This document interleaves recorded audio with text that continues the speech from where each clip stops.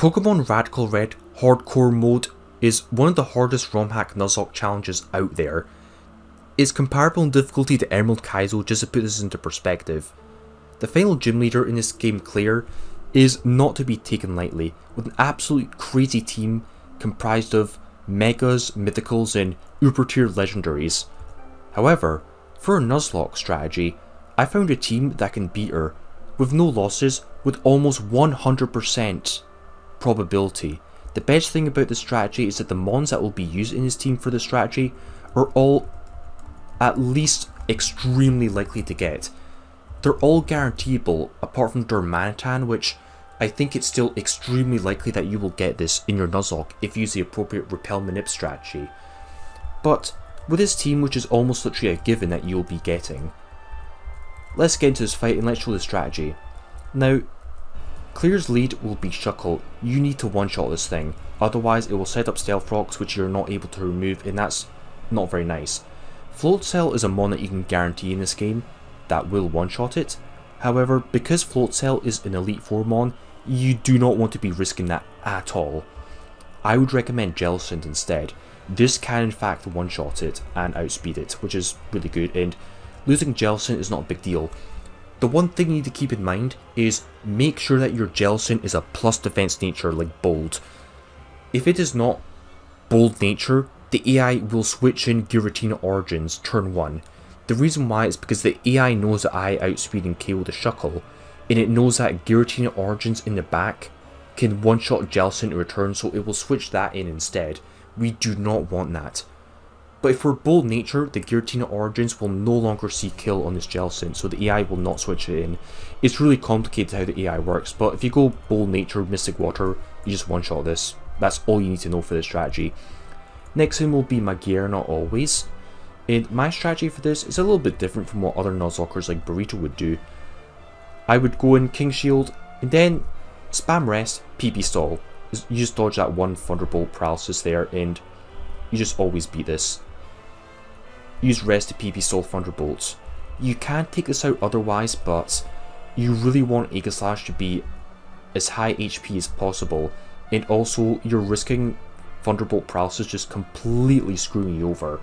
But using rest, especially with leftovers and sassy nature, makes this almost literally guaranteed, especially because Magearna's other two moves are Aura Sphere, which does nothing to us, and Moonblast, which we tank really well, and we don't have to worry about paralysis or anything.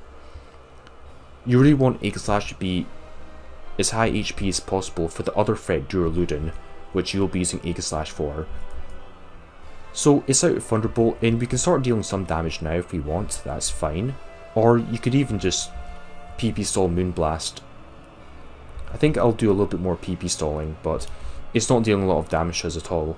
So I'll put it to pretty low health. Then I'll time it so I can KO it when I'm at pretty high health, or you could just PP stall it completely, that's an option. And now you can use King Shield. I would not use King Shield when it's using Thunderbolt, because there is a chance you can get Thunderbolt paralyzed and paralyzed 3 times in a row. It's extremely unlikely, but you don't want that happening anyways. So should be almost ready. Then when it's out of Moonblast, it literally cannot touch us, and it starts spamming shift gear for some reason.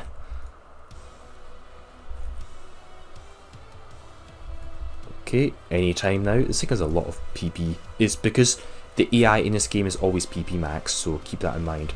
And it should be out. Now it's out, so it's shift gearing, and we will wake up and we will KO this turn, and this should bait in Giratina Origins.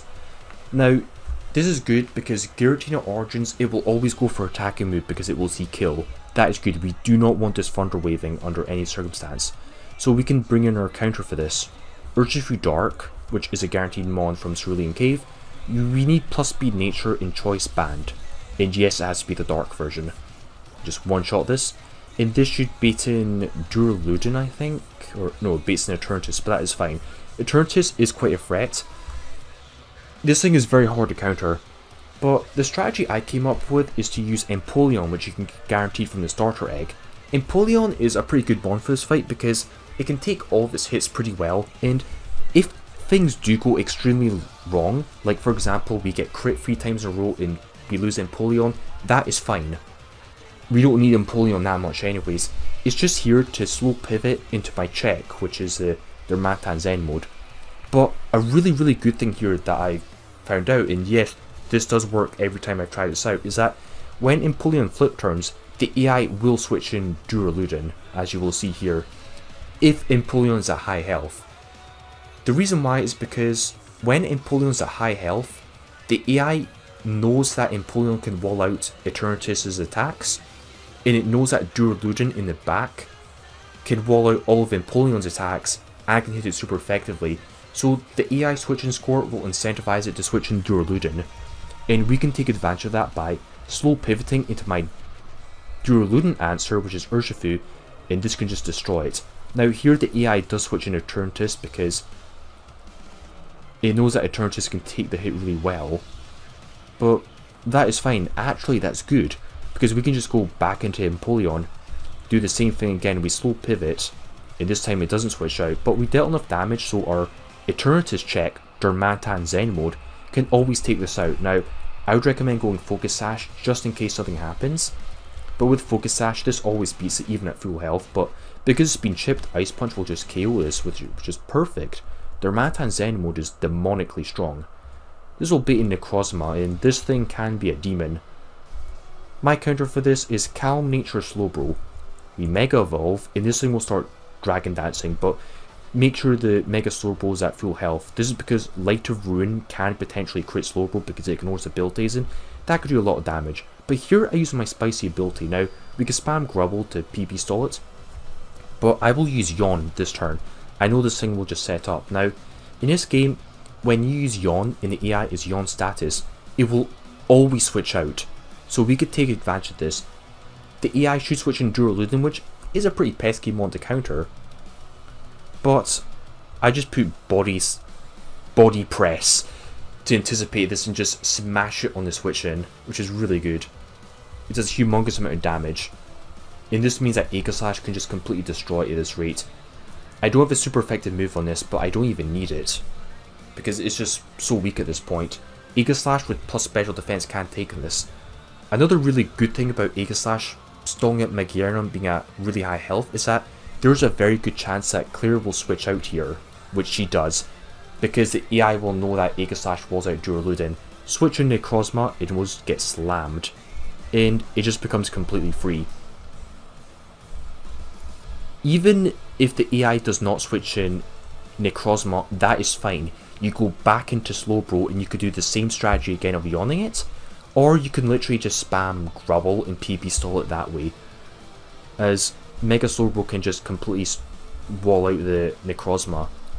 But this is a strategy that works with almost literally 100% certainty. As you can see, my team is in very good position. The only slight risk is that Empoleon could get killed by Eternatus if it gets crit multiple times, but that is fine. That is not an issue. Losing Empoleon at this point in your Nuzlocke is not bad. You don't need it for Elite Four. We're so close anyways.